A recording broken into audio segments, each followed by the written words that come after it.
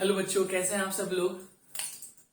पिछली क्लास में हम लोगों ने आइसोमेरिज्म में chain isomerism, positional isomerism and functional isomerism के बारे में हमने बात करी थी। ठीक है, चलिए कुछ क्वेश्चन प्रैक्टिस कर लेते हैं हम लोग इसमें कि कैसे क्वेश्चंस पूछे जाते हैं, देन हम लोग आगे बढ़ते हैं। ठीक है, चलिए एक क्वेश्चन है 11th होम एग्जाम्स में सब्जेक्टिव क्वेश्चन पूछे जाते हैं। जैसे एक क्वेश्चन है ट्राइक्लोरोप्रोपेन, आपको एक नाम दिया जाएगा आईयूपीएससी में, ट्राइक्लोरोप्रोपेन। क्या? ट्राइक्लोरोप्रोपेन। ठीक है, इसके ऑल पॉसिबल स्ट्रक्चरल आइसोमर्स बनाइए।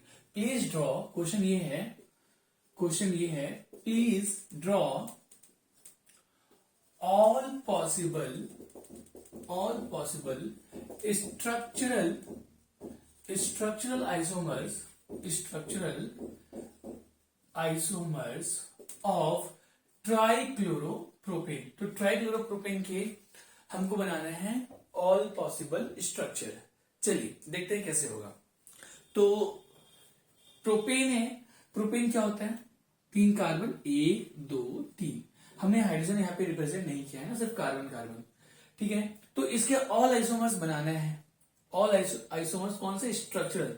तो आप काम करें, आप एक बार क्या कर सकते हैं, क्लोरीन जो है ना, 3 कार्बन की प्रोपेन हो गई। 3 कार्बन से 2 कार्बन तो हो ही नहीं सकता। अगर आप 2 कार्बन के पेरेंट कार्बन चेन लेंगे और एक कार्बन कहीं सोचेंगे कि मैं ब्रांचिंग में लगाऊं, तो ये ब्रांचिंग नहीं होगा, बल्कि पेरेंट कार्बन चेन ही होगा, है ना, ये पेरेंट कार्बन चेन ही होगा। तो 3 कार्बन में कोई ब्रांचिंग नहीं होगी, पहली बात तो ये।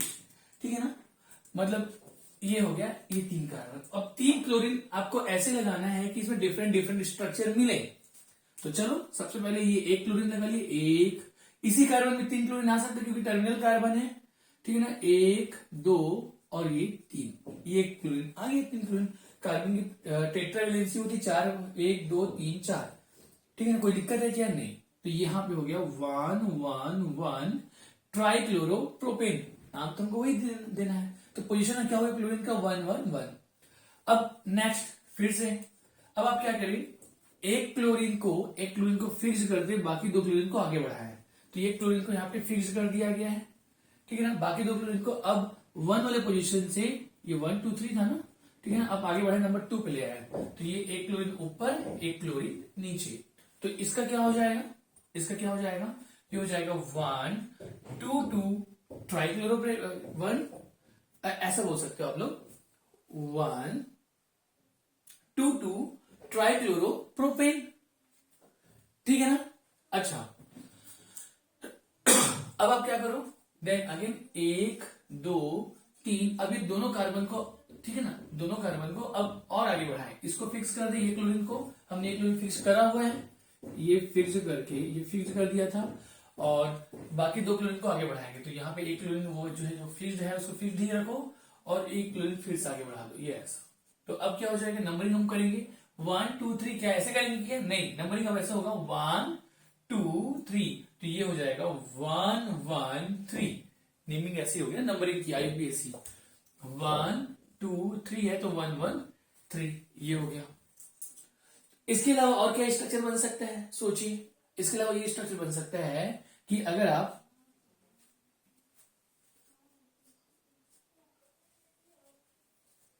तीनों क्लोरीन को अलग अलग कार्बन पर लगा दें, 1 2 और 3। ठीक है ना, एक स्ट्रक्चर ये हो गया। अच्छा, अब या और क्या हो सकता है, यहां पे जो क्लोरीन है 1 2 3, मतलब कार्बन जो 2 क्लोरीन है ना, इसको फिक्स कर दे, और ये वाला क्लोरीन को आगे बढ़ाए। तो ये वाला क्लोरीन जो है यहां पर तो लास्ट कार्बन पे आ चुका है, बीच वाले कार्बन पर नहीं है। तो यहां पे दोनों क्लोरीन को अब फिक्स कर दो, ऐसा फिक्स कर दो, और फर्स्ट क्लोरीन को आगे बढ़ाओ, मतलब ये ऐसा। तो ये बनाने का तरीका होता है, आप किसी एक क्लोरीन को फिक्स करो, 2 क्लोरीन को आगे बढ़ाओ, या 2 क्लोरीन को फिक्स करके 1 क्लोरीन को आगे बढ़ाओ। तो इस तरीके से आपको यहाँ पे मिल जाएगा, ये हो जाएगा 1 2 3 है, तो ये 1 1 2 ट्राइक्लोरोप्रोपेन। ये क्या था, 1 2 3 ट्राइक्लोरोप्रोपेन। ये क्या है, 1 1 1 ट्राइक्लोरोप्रोपेन। ये 1 2 2 ट्राइक्लोरोप्रोपेन, और ये 1 1 3 ट्राइक्लोरोप्रोपेन। तो ऐसे ट्राइक्लोरोप्रोपेन के टोटल 5 स्ट्रक्चर पॉसिबल है, 1 2 3, 4 और ये 5। समझ पा रहे हैं क्या? तो ऐसे क्वेश्चन आप लोग से पूछे जाते हैं। एक क्वेश्चन बताएंगे, all possible positional isomers of tetrachlorocyclobutane. Tetrachlorocyclobutane के all possible structural isomers. Tetrachlorocyclobutane कर लो, टेट्राक्लोरोसाइक्लोब्यूटेन ना, टेट्राक्लोरोसाइक्लोब्यूटेन। चलिए बनाइए कि ऑल पॉसिबल स्ट्रक्चरल, तो टेट्राक्लोरोसाइक्लोब्यूटेन, तो साइक्लोब्यूटेन ये है, साइक्लोब्यूटेन ये है, तो इसमें 4 क्लोरीन आपको लगाना है। आप कैसे लगाना है ये आप लोग का क्वेश्चन है। चलिए करिए, देन फिर इसके बारे में हम लोग डिस्कस करेंगे। चलिए, तो आपने देखा क्वेश्चन क्या है, टेट्राक्लोरोसाइक्लोब्यूटेन, तो साइक्लोब्यूटेन ये हो गया। 4 क्लोरीन कैसे लगाए बेटा? तो 4 क्लोरीन को आप क्या करें कि किसी एक कार्बन पे 2 क्लोरीन से ज्यादा लग सकता है कि नहीं, क्योंकि डाइवेलेंट तो ऐसे ही है, तो किसी कार्बन पे 2 क्लोरीन लग सकते हैं। ये 1 क्लोरीन, ये 2 क्लोरीन है ना, ये ऐसा। और अभी अगेन बेटा इसमें भी 2 क्लोरीन लगा दो, ये ऐसा 1 क्लोरीन 2 क्लोरीन, मतलब ये हो गया 1122 टेट्राक्लोरोसाइक्लोब्यूटेन, है ना, 1122 टेट्राक्लोरोसाइक्लोब्यूटेन। अभी आप क्या करो, ये दोनों क्लोरीन को ना अब आगे बढ़ा दो, दोनों क्लोरीन को आगे बढ़ा दो, ये क्लोरीन क्लोरीन और इसको आगे बढ़ा दो, 3 पे ले आओ, ये ऐसा 1133। ठीक है क्या? अच्छा, इसको और मैं यहां पे आगे बढ़ाऊंगा तो वो इसका क्या हो जाएगा, आइडेंटिकल हो जाएगा। जैसे इसको मैं आगे बढ़ाता हूं, 1 Cl 2 Cl और इधर भी 1 Cl 2 Cl, तो ये 1 3 1 2 3 ना होगा, ये 1 2 होगा, तो 1 2 तो हो गया है, 1 1 1 2 2, तो ये जो होगा ये इसका आइडेंटिकल है, तो ये तो नहीं होगा, ठीक है ना। तो ये 1 1 2 2 1 1 3 3 ये हो गया। और आगे अगर हम लोग देखें तो जैसे आगे बढ़ते हैं, अब आप क्या करो, किसी एक कार्बन पे जो 2 क्लोरीन है इसको ओपन कर दो, तो आप क्या करो, इसको वैसा का वैसा रहने दो, ये क्लोरीन है, ये क्लोरीन है, और इसको एक क्लोरीन यहां पे, एक क्लोरीन यहां पे, मतलब ये हो जाएगा 1 1 1 2 3। देखो सबका नाम अलग अलग है, ये 1 1 2 2 1 1 3 3 1 1 2 3, ठीक है ना। अच्छा, अभी आप क्या करो, इसको अब यहां पे ले जाओ, इसको यहां पे, तो जब इसको आप यहां पे लेके जाएंगे, क्लोरीन क्लोरीन और ये क्लोरीन है, ये क्लोरीन है, तो अब क्या हो जाएगा, नंबरिंग हम कहां स्टार्ट करेंगे, यहां से यहां से यहां से, लोएस्ट लोकेट रूल आपको मालूम है, 1 2 3 4, मतलब ये हो जाएगा 1 1 2 4, है ना, ये ऐसा हो गया।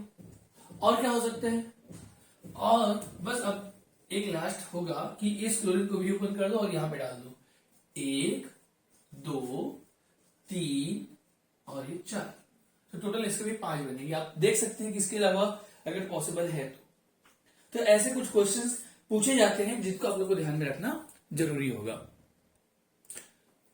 अब एक और क्वेश्चन, जैसे draw all possible structural isomers, structural, ठीक है ना, isomers of molecular formula C4H10, C4H10 के ऑल पॉसिबल स्ट्रक्चरल आइसोमर्स बनाए। कैसे बनाएंगे, चलिए C4H10 सबसे पहले क्या आपको मालूम होगा, ये एल्केन है, ठीक है ना, 4 2 8 + 2 10 है ना, CnH2n + 2 के जैसा है, तो ये एल्केन है, तो एल्केन है, ठीक है, तो एल्केन है, तो यहाँ पे एल्केन में ये एल्केन है, मतलब कोई रिंग लिंक स्ट्रक्चर भी नहीं है, और कार्बन कार्बन के बीच में होगा सिंगल बॉन्ड। तो देखो यहाँ पे एक अच्छी बात है कि C4H10 के कैसे हम लोग बनाए स्ट्रक्चरल आइसोमर्स, तो उसके लिए आप लोग को ना डिग्री ऑफ अनसैचुरेशन का पता होना जरूरी है। Degree of unsaturation, degree of unsaturation, degree of unsaturation क्या होता है, ठीक है ना। डिग्री ऑफ अनसैचुरेशन की, इसको अगर हम लोग सिंपल शब्द में समझे तो मैं कहूंगा कि किसी कंपाउंड को कितने मोल हाइड्रोजन दिए जाए, कितने मोल H2 दिए जाए कि वो ओपन सैचुरेटेड कंपाउंड में क्या हो जाए, कन्वर्ट हो जाए। जैसे किसी कंपाउंड को कितने मोल, जैसे अगर एल्कीन है CH2 डबल बॉन्ड CH2, ये एक अनसैचुरेटेड कंपाउंड है, अगर हमने इसको 1 मोल H2 दिया 1 मोल H2 दिया, तो ये क्या होगा बेटा, पाई बॉन्ड टूटेगा, यहाँ पे पाई बॉन्ड टूटेगा, है ना, ये जो CH2 डबल बॉन्ड CH2 इसमें पाई बॉन्ड टूटेगा और एक H यहाँ पे लगाओगे, एक H यहाँ पे लगाओगे, तो क्या बन जाएगा CH3 सिंगल बॉन्ड CH3। तो इस CH डबल बॉन्ड CH2 जो कि अनसैचुरेटेड था, ये अनसैचुरेटेड है, इसको सैचुरेटेड में कन्वर्ट करने के लिए, कार्बन कार्बन सिंगल बॉन्ड आया बेटा, सैचुरेटेड में कन्वर्ट करने के लिए कितने मोल हाइड्रोजन देना पड़ा, 1 मोल। तो इस एल्कीन का डिग्री ऑफ अनसैचुरेशन क्या है, 1 है। ठीक है। अच्छा एक बात और, ये तो आपको समझ में आ गया, इसका ड्यू 1 है। अगर कोई रिंग लाइक स्ट्रक्चर जैसे कि साइक्लोब्यूटेन है, तो मैंने फिर से डिग्री ऑफ अनसैचुरेशन का डेफिनेशन क्या बोला, डिग्री ऑफ अनसैचुरेशन, इसको हम लोग लिख लेंगे। डिग्री ऑफ अनसैचुरेशन क्या होता है कि किसी कंपाउंड को कितने मोल हाइड्रोजन दिए जाए कि वो ओपन सैचुरेटेड कंपाउंड में कन्वर्ट हो जाए। तो देखिए ये सैचुरेटेड है, carbon carbon single bond saturated है, लेकिन ओपन नहीं है। क्या नहीं है, ओपन नहीं है। तो ओपन में कन्वर्ट करना है, तो ओपन में कन्वर्ट करने के लिए कितने मोल हाइड्रोजन दिए जाए, तो ओपन में कैसे कन्वर्ट करेंगे, हमको 2 कार्बन के बीच के बॉन्ड को तोड़ना पड़ेगा। ये क्या है, ये CH2 CH2 CH2 और ये CH2, ये यही है।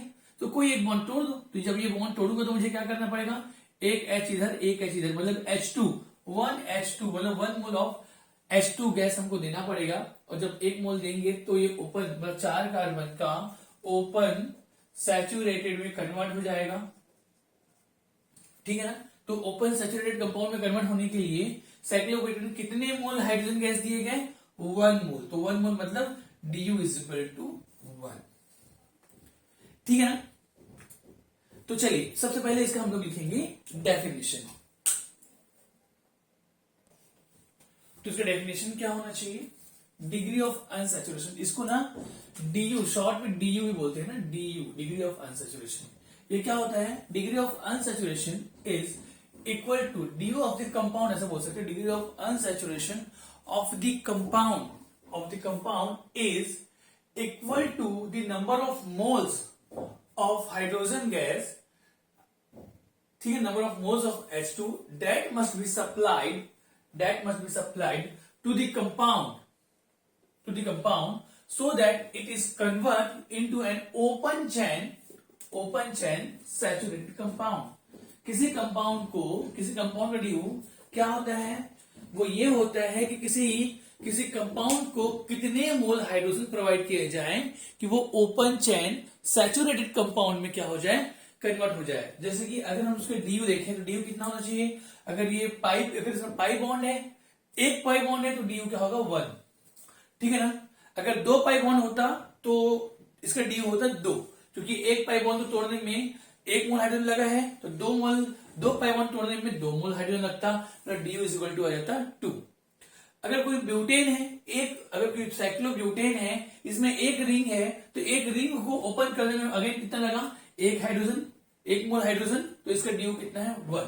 अगर कहीं में 2 रिंग होता तो ड्यू कितना होता, 2। तो इसका मतलब है कि अगर कोई हम लोग को कोई गिवन स्ट्रक्चर है, कोई दिया हुआ स्ट्रक्चर है, उसमें हम लोग number of pi bond and number of ring count करें, नंबर ऑफ रिंग और नंबर ऑफ पाई काउंट करें, तो हमको क्या मिल जाएगा, हमको उस कंपाउंड का ड्यू मिल जाएगा।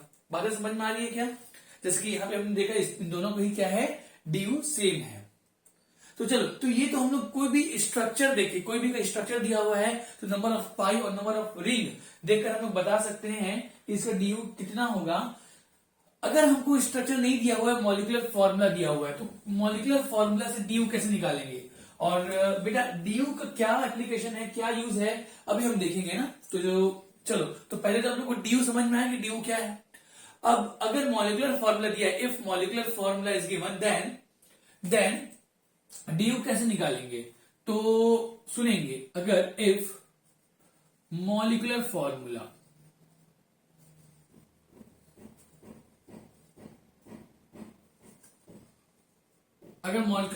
दिया गया है तो ड्यू कैसे निकाला जाएगा। तो ड्यू इज इक्वल टू क्या होता है, C+1, C मतलब होता है number of carbon, C+1 minus H plus X minus N divided by 2।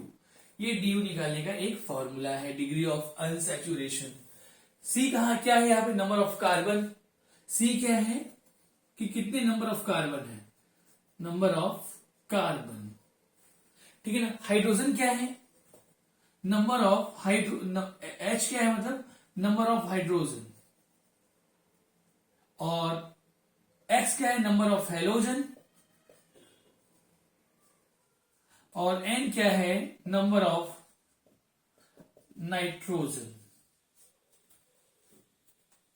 ठीक है ना। तो इस तरीके से यहां पे अगर किसी भी मॉलिक्यूल जैसे कि C4H10 है तो C4H10 का DU निकालना है। पहले DU क्यों निकाल रहे हैं हम देखेंगे ना। तो C4H10 का DU निकालेंगे, तो DU निकालेंगे तो C4H10 का DU निकालते हैं तो कार्बन कितने हैं 4 + 1, ठीक है ना, माइनस हाइड्रोजन कितने हैं 10, हेलोजन कितने हैं एक भी नहीं तो 0, नाइट्रोजन कितने कुछ भी नहीं तो 0, तो अब डिवाइड बाई 2 तो 10/2 हो गया। तो 4 + 1 = 5 माइनस 10/2 = 5, 5 - 5 = 0। तो मतलब इस कंपाउंड का जो DU है वो 0 है, इस कंपाउंड का जो DU है वो क्या है 0। तो 0 जो DU 0 इसका मतलब कोई पाई बॉन्ड नहीं है और कोई रिंग भी नहीं है, मतलब ये ओपन है और सैचुरेटेड है। बातें समझ में आ रही है कि ओपन है और सैचुरेटेड। तो किसी भी कंपाउंड का अगर आपको स्ट्रक्चरल आइसोमर्स ड्रॉ करना पड़े तो DU जरूर देख ले। अगर DU 0 है तो कार्बन कार्बन सिंगल बॉन्ड रखेंगे और ओपन चेन रखेंगे। अगर DU 1 है तो DU = 1 का मीनिंग क्या होगा, DU = 1 का मीनिंग क्या होगा, DU = 1 का मीनिंग ये होगा या तो उस कंपाउंड में एक पाई बॉन्ड है, एक पाई बॉन्ड हो, ठीक है ना, या तो उस कंपाउंड में एक रिंग है, ठीक है। दोनों में से कोई भी एक हो सकता है, या तो पाई बॉन्ड है, अगर वो पाई बॉन्ड होगा तो ओपन होगा, और अगर कोई रिंग है तो ध्यान में रखें रिंग है, कोई पाई बॉन्ड नहीं होगा रिंग के अंदर ना, अगर DU = 1 है तो, ठीक है ना। तो रिंग है मतलब एक साइक्लिक कंपाउंड, एक साइक्लिक रिंग उसके पास प्रेजेंट है। तो इस तरीके से यहां पे DU काम आएगा। तो चलिए, तो C4H10 का हम लोग DU, जब हमने क्या निकाला DU, C4H10 का DU 0, C4H10 तो सबसे पहले इसका निकाल लेंगे DU, C4H10 तो इसका आ गया है DU = 0, DU = 0 means no pi bond, no ring, सिर्फ ओपन बनाना है और कार्बन कार्बन सिंगल बॉन्ड। तो चलो 1 2 3 4 और हाइड्रोजन यहां पे लगा दो CH3, ठीक है ना, बाकी लगाने की जरूरत नहीं है, CH2 CH2 CH3। आप देखेंगे तो यहां पे ये हाइड्रोजन कितने हुए टोटल 10, तो एक तो ये ऐसा हो जाएगा और एक बन जाएगा ब्रांचिंग वाला, मतलब इसमें भी ये ओपन है, क्लोज तो है नहीं, और आप पे 3 हाइड्रोजन लगा दी, यहाँ पे 3 हाइड्रोजन, यहाँ पे भी 3 हाइड्रोजन, यहाँ पे भी 3 और यहाँ पे ये एक। इसके अलावा और कोई स्ट्रक्चर बनेगा क्या, सोच के बताओ, इसके अलावा और कोई स्ट्रक्चर बनेगा नहीं, इसके अलावा और कोई स्ट्रक्चर नहीं बनेगा। तो यहाँ पे दो ही कंपाउंड, दो ही स्ट्रक्चर मिलेंगे किसके, C4H10 के। चलिए तो एक और क्वेश्चन है, C5H12 के ऑल पॉसिबल स्ट्रक्चरल आइसोमर्स बनाइए, और वैसे C6H12 इसके भी ऑल पॉसिबल स्ट्रक्चरल आइसोमर्स बनाइए। तो ये आप लोग का होमवर्क है, इसको प्लीज बनाइए, ठीक है ना। C5H12 एंड C6H12 H14 इसके ऑल पॉसिबल स्ट्रक्चरल आइसोमर्स क्या होंगे, ठीक है। इसको नेक्स्ट क्लास में हम लोग चर्चा करेंगे, ठीक है। और ऐसे एक और क्वेश्चन पूछा जा सकता है, प्लीज ड्रॉ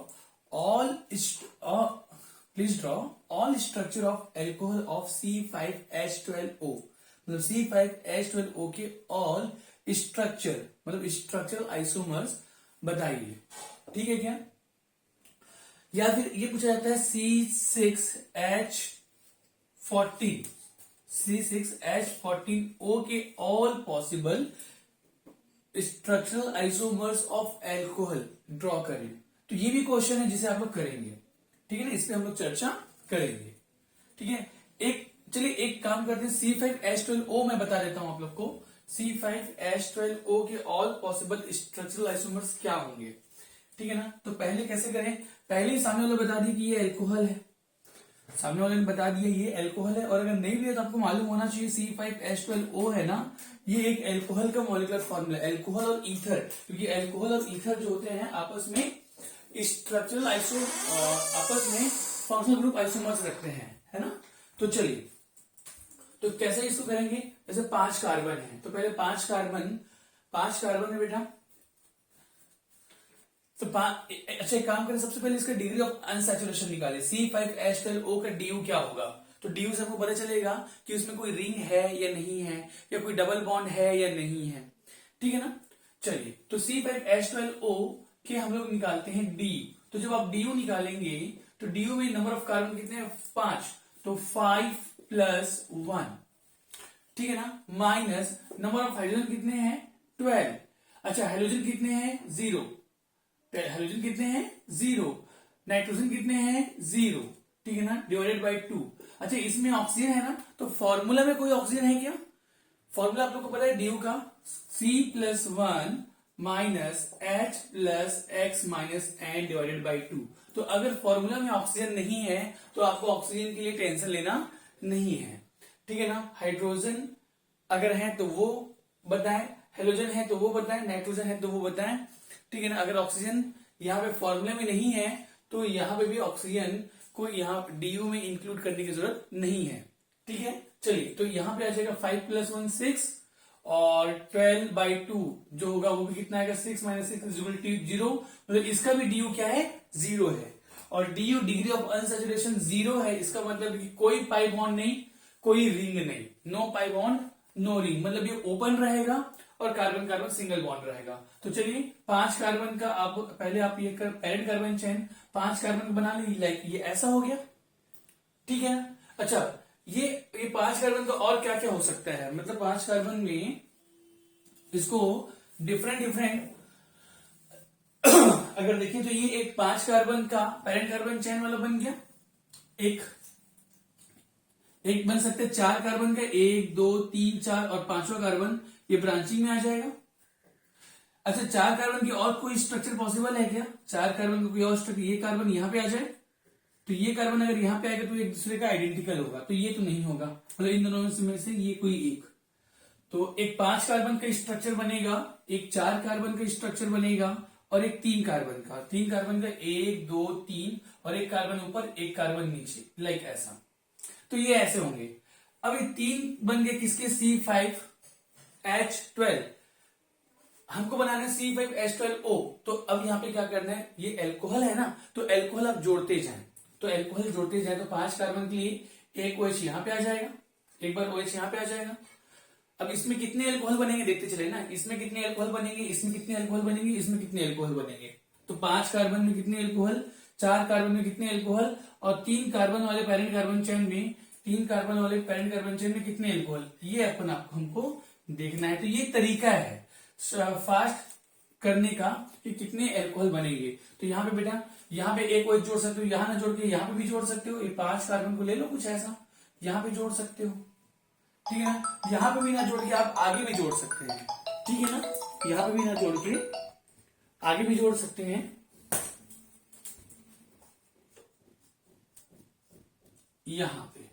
तो ऐसा अगर आप यहां ना जोड़ के यहां पे जोड़ोगे तो ये जो है यहां पे और OH और यहां पे OH इन दोनों का आइडेंटिकल होगा, और अगर आप टर्मिनल पे OH जोड़ना चाहेंगे तो वो ये वाला OH और पहला वाला OH वो भी आइडेंटिकल होगा, मतलब कि 5 कार्बन के पेरेंट कार्बन चेन में ये 3 टाइप के एल्कोहल बनेंगे, एक ये एल्कोहल, एक ये एल्कोहल, एक ये एल्कोहल, मतलब 3 एल्कोहल यहां पे बन गए। आई बात समझ में। अभी यहां पे देखेंगे, मतलब 5 कार्बन वाले पेरेंट कार्बन चेन में कितने एल्कोहल, 3 एल्कोहल यहां पे। वैसे यहां पे देखेंगे एक OH यहां पे रख सकते हैं, यहां रखो या यहां रखो एक ही बात है, मतलब आप क्या करें, ये ऐसा नहीं, एक OH यहां पे रखते, यहां पे रखो या यहां पे रखो एक ही बात है।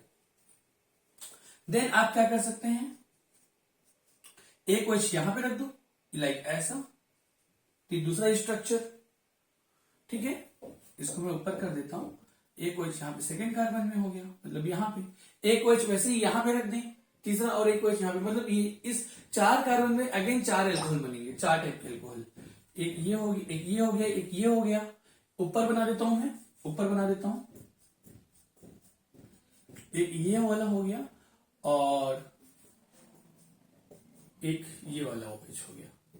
तो ऐसे 4 कार्बन में कितने एल्कोहल, 1 2 3 और ये 4, तो 4 एल्कोहल 4 कार्बन वाले पैरेंट कार्बन चेन में बनेंगे, C5H12O के।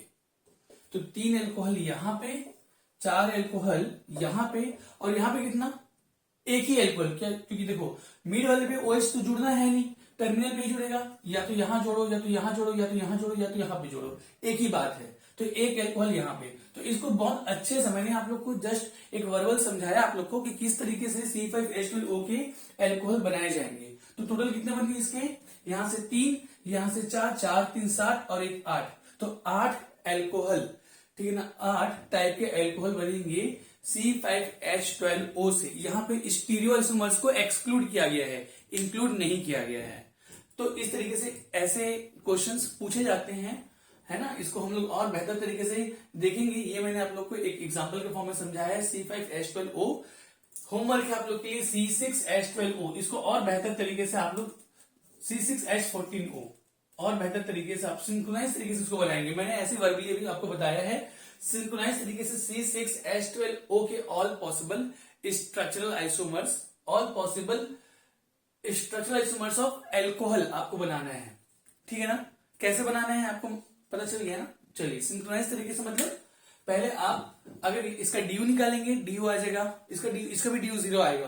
तो आप देख लेंगे कि 6 कार्बन के कितने स्केलेटन बनेंगे, तो कितने स्केलेटन 6 कार्बन की, तो वो चेक कर लें। जैसे कि मैंने 5 कार्बन के स्केलेटन बनाया था, 1 2 और 3 स्केलेटन ऐसा बन गया था, ठीक है। और उसमें फिर हर स्केलेटन में OH लगा लगा के देखते जाए कि उसके कितने एल्कोहल बनेंगे। इसमें कितने एल्कोहल, 3, इसमें कितने 4 और इसमें कितने 1। तो वैसे ही यहां पे भी आपको करना होगा, ठीक है। चलिए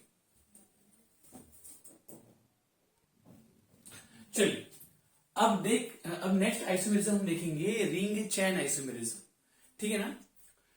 रिंग चैन आइसोमेरिज्म जो होता है ना, ये एक फंक्शनल आइसोमेरिज्म का एक टाइप है, special type of functional isomerism, ठीक है।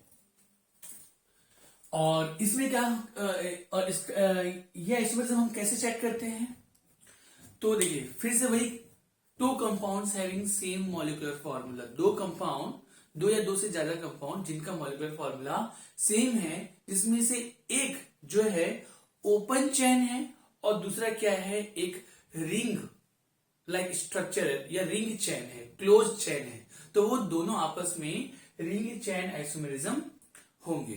तो लिख लेते हैं, इसमें लिखेंगे 2 compounds having same molecular formula, लिखेंगे रिंग चैन आइसोमेरिज्म में, if 2 compound having same molecular formula but one compound is in the form of open chain and other is in the form of ring chain, then both are called ring chain isomers. मतलब एक जो है, ठीक है ना, एक compound जो है बेटा, वन कंपाउंड जो है सिंगल कंपाउंड, वन कंपाउंड जो है वो ओपन होना चाहिए, और अदर कंपाउंड दूसरा कंपाउंड जो है, ठीक है ना, अदर कंपाउंड क्या होना चाहिए, रिंग होना चाहिए, रिंग लाइक स्ट्रक्चर होना चाहिए। तो वो दोनों आपस में क्या कहलाएंगे, रिंग चैन आइसोमर्स कहलाएंगे। जैसे फॉर एग्जाम्पल जैसे हम लोग ले लेते हैं ब्यूटीन, तो ब्यूटीन में ले लेते हैं CH3 CH double bond CH, ठीक है ना, और एक लेते हैं साइक्लोब्यूटेन। तो अब देखें, आप चेक कर पा रहे होंगे कि इन दोनों का मॉलिक्यूलर फॉर्मूला सेम है, इन दोनों का मॉलिक्यूलर फॉर्मूला सेम है। चेक करें इसमें कितने कार्बन, 1 2 3 4 कार्बन, C4 कितने कार्बन, 3 1 4 1 5 5 और 3 8, C4H8। यहां पे देखेंगे 4 कार्बन है, 1 2 3 4 कार्बन, और हर कार्बन में 2 हाइड्रोजन, 2 2 4 2 6 2 8, C4H8। ये कैसे, अच्छा इसको आप लोग ऐसे भी देख सकते हो, इसका ड्यू कितना है 1, इसका भी ड्यू कितना है 1। एक पाई बॉन्ड का ड्यू 1 होता है और एक रिंग का ड्यू भी 1 होता है। देखो दोनों का ड्यू 1 है, डिग्री ऑफ अनसैचुरेशन दोनों का 1 है। हम ऐसे कह सकते हैं कि अगर 4 कार्बन है और इसमें भी 4 कार्बन है और दोनों का ड्यू सेम है, कोई दूसरा एटम नहीं है ना, नाइट्रोजन ऑक्सीजन कोई और नहीं है, तो ये भी हाइड्रोकार्बन है, ये भी हाइड्रोकार्बन है, अगर दोनों ये भी हाइड्रोकार्बन है, ये भी हाइड्रोकार्बन है, इसमें नंबर ऑफ कार्बन और इसमें नंबर ऑफ कार्बन सेम है और अगर डी भी सेम है तो इन दोनों का मॉलिक्यूलर फॉर्मूला भी सेम होगा। 4 कार्बन DU1, 4 कार्बन DU1 दोनों का मॉलिक्यूलर फॉर्मूला सेम। ऐसा तो देखो काम की बात तो ये है कि ये ओपन है और ये क्लोज है, ये ओपन और ये क्लोज है, तो वो आपस में क्या होंगे, रिंग चैन। एक रिंग है और एक ओपन चैन है, तो ये रिंग चैन आइसोमर्स कहलाएंगे। ठीक है, या फिर 2 ब्यूटीन की जगह आप ले लो 1 ब्यूटीन, 2 ब्यूटीन की जगह ले लो आप क्या 1 butene, CH double bond CH, CH2 CH3 ये ले लो, और फिर से कोई दूसरा साइक्लिक रिंग लाइन स्ट्रक्चर ले लो ऐसा। ये देखो यहां पे 4 कार्बन है, 4 कार्बन और DU कितना है, क्योंकि एक पाई बटा 1, और यहां पे मैंने देखेंगे इसमें भी 4 कार्बन है और क्योंकि एक रिंग है तो DU क्या है 1 है। एक रिंग का भी DU क्या होता है 1 होता है ना। तो 4 carbon 4 carbon DU1, 4 carbon DU दोनों का मॉलिक्यूलर फॉर्मूला सेम होगा, चेक कर सकते हैं। तो एक ओपन है और एक क्लोज है, बस सीधा बोलिए रिंग चैन आइसोमेरिज्म, कुछ और सोचना भी नहीं है। ठीक है बेटा, तो ये है रिंग चैन आइसोमेरिज्म, सिंपल है, इसमें कुछ खास है नहीं। चलिए नेक्स्ट देखते हैं मेटामेरिज्म। नेक्स्ट है मेटामेरिज्म। ठीक है लास्ट बेटा, इसके बाद हम लोग देखेंगे टॉटोमेरिज्म। तो टॉटोमेरिज्म हम लोग रेजोनेंस के बाद पढ़ेंगे, रेजोनेंस के बाद। तो आइसोमेरिज्म में, स्ट्रक्चरल आइसोमेरिज्म में हमारा लास्ट आइसोमेरिज्म है मेटामेरिज्म। चलिए मेटामेरिज्म क्या होता है इसके बारे में देखते हैं। तो मेटामेरिज्म जो है ना, ये पॉलीवेलेंट फंक्शनल ग्रुप शो करते हैं। कौन मेटामेरिज्म शो करेगा, पॉलीवेलेंट फंक्शनल ग्रुप। पॉलीवेलेंट मतलब जो मोनोवेलेंट ना हो, तो बाकी को हम लोग पॉलीवेलेंट कह सकते हैं, जैसे डाइवेलेंट, ट्राइवेलेंट, टेट्रावेलेंट, ये सब है। तो कौन शो करेगा, पॉलीवेलेंट फंक्शनल ग्रुप। कंडीशन क्या है, कंडीशन ये है, कंडीशन ये कि वहां कोई फंक्शनल ग्रुप कैसा होना चाहिए, पॉलीवेलेंट होना चाहिए। पॉलीवेलेंट फंक्शनल ग्रुप क्या होना चाहिए, प्रेजेंट, मस्ट बी प्रेजेंट। ठीक है, तो ये पहला कंडीशन। अच्छा, कैसे चेक करेंगे कि मेटामेरिज्म है या नहीं है, ठीक है ना। तो इसके लिए देखेंगे, अगर कोई पॉलीवेलेंट फंक्शनल ग्रुप है, एक एग्जांपल लेते हैं, जैसे कि ईथर जानते हैं ना, ROR, ईथर, ये इसको डैश करते हैं, ROR डैश। R क्या एल्काइल ग्रुप है, ये भी एल्काइल ग्रुप है ना। तो ये देखो यहाँ पे ROR, तो मतलब ये जो फंक्शनल ग्रुप है ऑक्सीजन, ठीक है ना, ये दोनों साइड से इधर भी से भी जुड़ सकते हैं, इधर से भी जुड़ता है, मतलब ये डाइवेलेंट है, मोनोवेलेंट है नहीं। तो पॉलीवेलेंट में डाई या ट्राई ये सब के सब आएंगे। तो अगर कोई पॉलीवेलेंट फंक्शनल ग्रुप कि दोनों साइड के एल्काइल ग्रुप का नेचर बदल जाता है, चेंज हो जाता है, समझ पा रहे हैं क्या। अगर कोई पॉलीवेलेंट फंक्शनल ग्रुप के दोनों साइड के एल्काइल ग्रुप का नेचर अगर चेंज हो सकता है या हो जाता है, तो वो जो दोनों कंपाउंड है आपस में क्या कहलाएंगे, आपस में क्या होंगे, मेटामर्स हो करेंगे, आपस में क्या होंगे, मेटामर्स होंगे। और इस फिनोमिना को हम लोग क्या बोलेंगे, मेटामेरिज्म। एक बार फिर से समझेंगे एक एग्जांपल के थ्रू। जैसे ये ईथर, मैंने एक एग्जांपल ले लिया, ईथर ये है CH3 CH2O CH2 CH3, आप लोग जानते हैं ये ईथर है। तो अभी क्या मैं बोलूं, ये ईथर में जो ऑक्सीजन, इसके इधर क्या है, ये इथाइल है, ये क्या है, इथाइल। इधर भी क्या है, इथाइल, इधर भी क्या है, इथाइल। अगर मैं यहां से एक कार्बन उठाकर इधर रख दूं, तो जैसे मैं इधर रखूंगा तो वो भी इथर ही बनेगा, ठीक है। इथर ही रहना चाहिए ना, इधर चेंज नहीं होना चाहिए। इधर पता चला कि अल्कोहल में कन्वर्ट हो गया, ऐसे नहीं। आप इसका एक और स्ट्रक्चर ऐसा बनाएं, ठीक है ना, जिसमें ईथर के दोनों साइड के एल्काइल ग्रुप का नेचर चेंज हो जाए, लेकिन ईथर ही रहे। तो मैं क्या करूंगा, एक कार्बन उठाकर मैं इधर डाल दूंगा। तो जब मैं इधर डालूंगा तो ये क्या हो जाएगा, CH3 CH2 CH2O CH3। देखो ROR अभी भी है, अभी लेफ्ट में इथाइल था, अभी यहां पे क्या हो गया है, प्रोपाइल 3 कार्बन का, और राइट में इथाइल था, अभी ये क्या हो गया है, मिथाइल।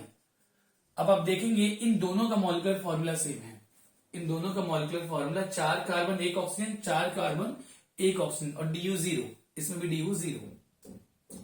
तो तो देख पाएंगे कि ये अगर मैं इसको बोलूं फर्स्ट और इसको मैं बोलूं सेकंड, तो फर्स्ट और सेकंड में रिलेशन क्या है, तो आप कहेंगे मेटामर्स है, क्योंकि ये भी ईथर है, ये भी ईथर है, और इन दो इसके जो दोनों साइड की जो एल्काइल ग्रुप का जो नेचर है वो यहाँ पर चेंज हो चुका है। ये प्रोपाइल है, ये मिथाइल है, जबकि इधर दोनों साइड क्या है, इथाइल है। तो अगर कोई फंक्शनल ग्रुप के दोनों साइड के एल्काइल ग्रुप का नेचर, एल्काइल ग्रुप का जो नेचर है अगर वो चेंज हो जाता है, ठीक है ना, तो वो दोनों के दोनों जो कंपाउंड है वो आपस में क्या शो करेंगे, मेटामर्स शो करेंगे। ठीक है, चलिए इसका डेफिनेशन लिखते हैं। चलिए, तो मेटाबॉलिज्म का डेफिनेशन क्या होगा, two compounds having same molecular formula, ऐसे दो कंपाउंड जिनका मॉलिक्यूलर फॉर्मूला सेम है, but if they have different nature of alkyl group, different nature of alkyl group present on both side of functional group, ठीक है ना, अगर alkyl group का nature दोनों साइड में प्रेजेंट एल्काइल ग्रुप का जो नेचर है अगर वो डिफरेंट है, जैसे कि यहाँ पे इथाइल इथाइल है, यहाँ पे प्रोपाइल और मिथाइल है, if they have different nature of alkyl group present on both side of functional group are known as metamers, मतलब ये दोनों के दोनों आपस में क्या होंगे, मेटामर्स होंगे। ठीक है, और इस फिनोमिना को हम लोग क्या कहेंगे, मेटामेरिज्म। तो जितने भी पॉलीवेलेंट फंक्शनल ग्रुप मतलब डाई या ट्राई वेलेंट, ये सब के सब क्या शो करेंगे, मेटामेरिज्म शो करेंगे। मोनोवेलेंट वाले फंक्शनल ग्रुप जो है मेटामेरिज्म शो नहीं करते। मोनोवेलेंट कौन कौन से होते हैं, मोनोवेलेंट जैसे OH, ये मोनोवेलेंट है, या मैं बोलूं एसिड, ये भी मोनोवेलेंट है, ठीक है ना। तो मोनोवेलेंट या एल्डिहाइड, ये भी मोनोवेलेंट, ये जो है ये मेटामेरिज्म तो कभी शो नहीं करेंगे। ठीक है, कौन शो करेंगे, जो डाइवेलेंट हो या ट्राइवेलेंट हो। जैसे ईथर, ये ईथर है, ये शो कर सकता है ना, अगर दोनों साइड के एल्काइल ग्रुप का नेचर अगर चेंज हो जाए। या कीटोन ये होता है, ये भी शो कर सकता है अगर दोनों साइड के एल्काइल ग्रुप का नेचर चेंज हो जाए। या ईस्टर जो है, ईस्टर ये भी डाइवेलेंट है, ये भी शो कर सकता है, कब, जब दोनों साइड के एल्काइल ग्रुप का नेचर चेंज हो जाए। मैं आपसे क्वेश्चन पूछता हूं, जैसे कि अगर ये है, क्या ये जो ईथर है, ये क्या ये मेटाबॉलिज्म शो करेगा, क्या नहीं कर सकता, क्योंकि अगर आप इसको उठा के इधर रखोगे तो ये तो अल्कोहल बन जाएगा, ठीक है ना। अगर इसको उठाकर CH2 को उठाकर इधर रखोगे तो CH3 CH2OH, अगर यहां से CH2 उठाकर इधर रखोगे तो ये अल्कोहल और ये ईथर है। प्लीज नोट कर लेना यहाँ पे कि नेचर ऑफ फंक्शनल ग्रुप क्या होना चाहिए बेटा, सेम होना चाहिए, मस्ट वेरी वेरी सेम। यहाँ पे note in case of metamerism, ठीक है, nature of functional group must remain same, उनका सेम होना जरूरी है। एक ईथर और एक एल्कोहल ऐसा नहीं होगा, अगर ये ईथर और ये एल्कोहल है तो ये मेटामेरिज्म नहीं बल्कि फंक्शनल ग्रुप आइसोमेरिज्म हो जाएंगे, फंक्शनल ग्रुप आइसोमर्स हो जाएंगे। समझ पा रही है क्या, तो मेटामेरिज्म पे दोनों का ईथर होना जरूरी है, ठीक है, और दोनों साइड के एल्काइल ग्रुप का नेचर भी चेंज होना जरूरी है, मेटामेरिज्म शो नहीं करेगा। मुझे एक बात बताओ, ठीक है, ये नहीं करेगा, क्या ये करेगा, क्या CH3 CH2O CH3 क्या ये शो करेगा क्या, सर यहां से उठाकर हम लोग यहां रख देंगे, तो चलो रखो, एक CH2 उठाओ इधर रखो, CH3O CH2 CH3, तो ये दोनों आइडेंटिकल हो जाएंगे, ये दोनों आइडेंटिकल हो जाए, आइडेंटिकल है इसका मतलब ये भी मेटामेरिज्म शो नहीं करेगा, ये आपस में मेटामर्स नहीं है। तो कम से कम इधर को 4 कार्बन का होना जरूरी है, जैसे कि हमने यहां पे इसको मैं मिटा रहा हूं ना, कम से कम 4 कार्बन का इथर होना जरूरी है, CH3 CH2O CH2 CH3। अगर आप CH2 को यहां से उठा के यहां पे रखोगे तो एक बार प्रोपाइल और इधर मिथाइल हो जाएगा, मतलब एल्काइल ग्रुप का नेचर चेंज हो गया है, ठीक है ना। अभी इसमें इथाइल थे, अगर उठा के इसको यहां पे रखा CH3 CH2 CH2O CH3, तो अब इन दोनों में देखेंगे तो एल्काइल ग्रुप का नेचर चेंज हो गया है, तो ये आपस में क्या है, मेटामर्स है। आई बात समझ में, ये आपस में क्या है, मेटामर्स। ऐसे ही अगर कीटोन में ले ले तो कीटोन में भी कम से कम 4 कार्बन चाहिए, क्योंकि कीटोन में अगर मैं बोलूं जैसे यहाँ पे कि ये कीटोन है, क्या ये मेटामेरिज्म शो करेगा, क्या नहीं कर पाएगा, कहां से करेगा, इसको उठा के इधर रखोगे तो ये एल्डिहाइड बन जाएगा, तो ये मेटामेरिज्म शो नहीं करेगा। क्या ये वाला कीटोन करेगा, क्या ये भी नहीं कर पाएगा, ये भी नहीं कर पाएगा, क्योंकि इधर से उठा के इधर रखोगे तो आइडेंटिकल बन जाएगा। समझ पा रहे हैं क्या, ऐसा रखोगे तो आइडेंटिकल बन जाएगा। तो कीटोन के पास भी मिनिमम कितने कार्बन होने चाहिए, 5, क्योंकि कीटोन के पास ऑलरेडी 1 कार्बन ऑलरेडी है ना, मतलब जैसा ये ऐसा, तो ये हो गया और ये हो गया एक कार्बन, यहां से उठाकर यहां पे रख दो, यहां से उठाकर यहां पे रख दो, तो ये दोनों के दोनों इथाइल थे। अभी क्या हो जाएगा, ये प्रोपाइल है और ये मिथाइल है, दोनों साइड के एल्काइल ग्रुप का नेचर इन दोनों में चेंज है, ठीक है ना। तो ये आपस में क्या कहलाएंगे, मेटामर्स। सिंपल सा है, ठीक है ना। तो मेटामरिज्म में क्या होगा, फंक्शनल ग्रुप सेम रहेगा, बट पॉलीवैलेंट फंक्शनल ग्रुप के दोनों साइड के जो एल्काइल ग्रुप का जो नेचर है वो क्या हो जाएगा, चेंज हो जाएगा। एक लास्ट एग्जांपल इसमें और देख लेते हैं, जैसे कि अगर मैं कहूं, मैं अमाइन ले लेता हूं, अमाइन, तो अमाइन में ना डिग्री ऑफ अमाइन दोनों में सेम होना चाहिए। प्राइमरी अमाइन तो शो नहीं करेगा RnH2, क्यों, क्योंकि NH2 जो है यहाँ पे मोनोवेलेंट है, तो प्राइमरी अमाइन कभी नहीं शो करेगा। सेकेंडरी और टर्सरी अमाइन शो कर सकते हैं, सेकेंडरी और टर्सरी अमाइन। तो सेकेंडरी अमाइन मतलब RNHR, ये डाइवेलेंट है, और टर्सरी अमाइन क्या होता है, RN, ये ट्राइवेलेंट है, ये ट्राइवेलेंट है, ये डाइवेलेंट है। तो चलिए ये दोनों शो कर सकते हैं कब, जब दोनों साइड के एल्काइल ग्रुप का नेचर चेंज हो। तो कम से कम कितने कार्बन होने चाहिए, इसमें भी 4 कार्बन होने चाहिए, CH3 CH2 NH CH3। बस वैसी बात है ना, अगर ये ऐसा रहा तो यहाँ पे इसमें मेटाबॉलिज्म शो नहीं करेगा, कम से कम 4 कार्बन होने चाहिए। तो एक उठा के यहाँ पे रख दोगे, तो CH3 NH CH2 CH2 CH3, यहाँ पे इथाइल था NH के दोनों साइड, इथाइल, लेकिन अब इधर मिथाइल है, इधर प्रोपाइल है, तो ये आपस में क्या मेटामर्स है।